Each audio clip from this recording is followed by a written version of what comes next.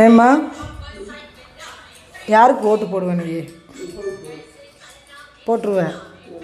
இப்போ விஜய் என்ன தப்பு தப்பாக பேசிகிட்டு இருக்காங்களா, அதெல்லாம் என்ன நினைக்கிறேன்? அதுக்கு சம்மந்தம் இல்லையா? அரசியல் வேறு, குடும்பம் வேறு.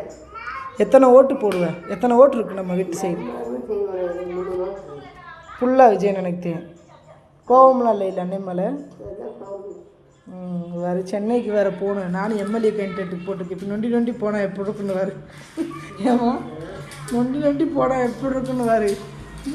அதுவும் நல்லாயிருமா? அது மார்ச் 8ஆம் தேதியிலேருந்து கூப்பிட்றாங்களாம். வேணுமே ஓய் என்னம்மா இத்தனை மாத்திரை கொடுத்துருக்க? இங்கே வேறுங்க புதுசு புதுசாக இருக்குது மாத்திரை.